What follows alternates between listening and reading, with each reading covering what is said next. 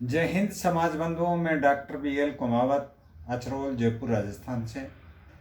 आज अपने देश में बेरोजगारी की एक बहुत ही बड़ी भयंकर रूप से समस्या आ रही है। हर आदमी अपने आप को बेरोजगार और ठगासा महसूस करता है और उसका मुख्य जो कारण है वो जो आज की जो शिक्षा है वो शिक्षा इसमें महत्वपूर्ण भूमिका निभाती है। अपने पूर्वजों के इतिहास की बात करें तो हर आदमी अपने हुनर, अपनी हस्तकला से पूरी तरह से रोज़गार की कोई समस्या नहीं थी, आराम से अपनी आजीविका चलाता था। जब हस्तकला की या कला की बात आती है तो सबसे जो मुख्य कला है वो है माटी कला। और बड़े गर्व की बात है कि मैं एक ऐसे समाज में मेरा जन्म हुआ है जो माटी कला और स्थापत्य कला से जुड़ा हुआ है। और आज बात करते हैं माटी कला की, तो माटी कला में अपने जो पूर्वज थे जैसे भी मिट्टी लाते, उनसे शुरुआत अगर बात करें तो बर्तन बनाने की जो बात आती है तो वो माटी के ही सभी सभ्यताओं में देखा जाए तो मिट्टी के बर्तनों का चलन सर्वप्रथम हुआ और धीरे धीरे करके इसमें अलग अलग विकास होते रहे। और आज के युग की अगर बात की जाए तो आज के युग में शिक्षित युवा है और ये जो अपने पूर्वजों की जो महत्वपूर्ण माटी कला जिससे अपने एक तरह से समाज की पहचान मिली है उससे लोग दूर होते जा रहे हैं। अगर किसी परिवार में कोई माटी कला या मिट्टी के बर्तन बनाता है तो वो अकेला ही उसमें सारे काम अकेला करता है, जबकि पहले पूरा परिवार उसमें संलग्न रहता था।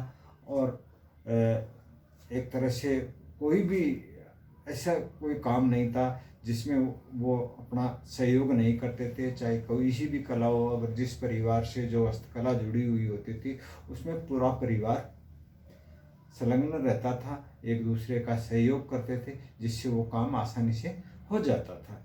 आज की बात करें तो आज वो जो भी माटी कला की अगर बात हो तो माटी कला में जो आदमी का उसमें जुड़ा हुआ है वही उस काम को करता है जिससे उसको काफ़ी समस्याएं भी आती हैं, सब काम वही करता है। और आज जो युवा पीढ़ी है इस शिक्षा की वजह से जो अपने हुनर था, जो हस्तकलाएँ अपने पूर्वजों से चली आ रही थी उनसे विमुख हो गया। और अगर इस शिक्षा को जो अपना हुनर है उसके साथ में जोड़ करके एक नया सर्जन किया जाए तो बहुत ही एक तरह से महत्वपूर्ण रोजगार के अवसर सर्जन हो सकते हैं। इसमें गुजरात के मनसुख भाई प्रजापत हैं, उन्होंने इसके ऊपर विचार किया। ज़्यादा पढ़े लिखे भी नहीं थे, लेकिन जो आधुनिक तकनीकी है उसका सहारा लेते हुए सबसे पहले उन्होंने मिट्टी का एक फ्रिज का निर्माण किया। और वो फ्रिज भी ऐसा जिसमें कोई भी तरह की बिजली की ज़रूरत नहीं रहती है।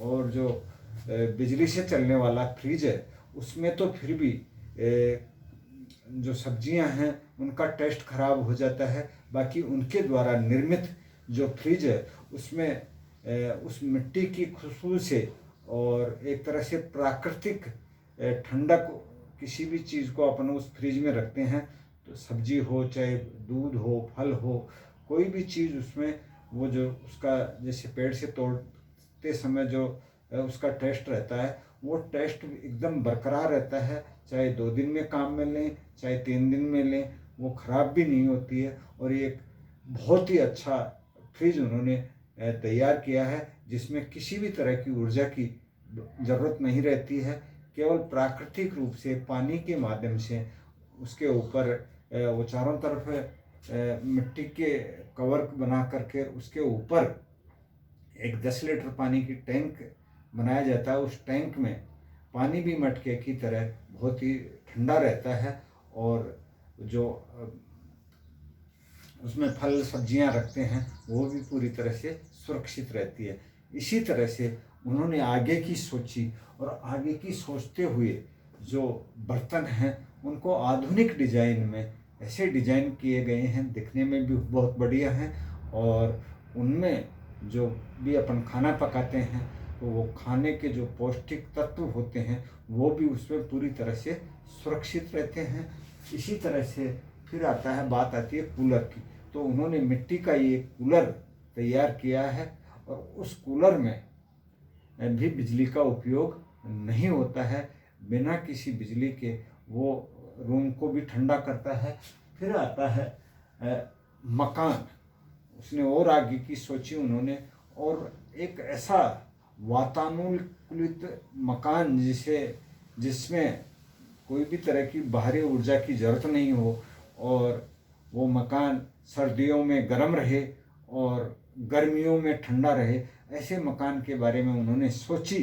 तो उन्होंने एक ऐसे मकान का भी उन्होंने डिजाइन तैयार की और मकान तैयार करके भी दे दिए, जिसमें बिना बिजली के जो उसका टेम्परेचर है वो बाहर के टेम्परेचर से ज़्यादा प्रभावित नहीं होता है, और एक तरह से बिल्कुल सामान्य टेम्परेचर पे वो मकान रहता है। हालांकि उसमें और भी विकास की ज़रूरत है, और भी अनुसंधान हो रहे हैं। बर्तनों की बात आती है तो मैं भी एक ऐसा अनुसंधान कर रहा हूँ जिसमें मिट्टी का एक कूलर, मिट्टी का कुकर तैयार हो, जिसमें जैसे वो इसका एल्युमिनियम का कुकर आता है, सेम वही प्रोसेस हो उसमें, और कम आंच में, और बहुत ही जल्दी अपन कोई भी सब्जी वगैरह पकाएं तो वो आराम से जल्दी पक सके। इसमें हालांकि मेरे को पूरी सफलता नहीं मिली है, लेकिन मैं हारने वाला नहीं हूँ। अगर आदमी ठान लेता है तो सब कुछ कर सकता है। तो मैं इस वीडियो के माध्यम से सभी समाज के जो युवा पीढ़ी है उनका आह्वान करता हूँ कि अपनी सोच को थोड़ी सी विकसित करें, और अपन एक ऐसे समाज से बिलोंग करते हैं जो दो कलाएं पूरे मानव समाज को देता आया है। पहला है मिट्टी के बर्तन, और दूसरा है आवासीय सुविधा। आवासीय सुविधा की अगर बात की जाए तो एक ऐसी सुविधा है जो मानव की मूलभूत सुविधाएं हैं उनमें आती है रोटी, कपड़ा और मकान। तो मकान की जो सुविधा है अपना समाज देता आया है। इनमें आधुनिक तकनीकी के साथ में, और जो अपने पूर्वजों से चली आ रही जो कला है उसके साथ में एक ऐसा संगम करके केवल सोचने की ज़रूरत है। अपन ने अगर किसी भी चीज़ को ठान लिया तो अपन कर सकते हैं। असंभव इस दुनिया में कोई काम नहीं है।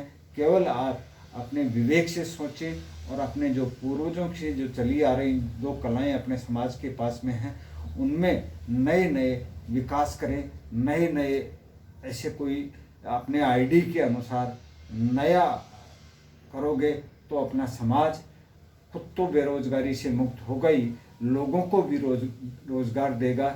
जय हिंद, जय समाज।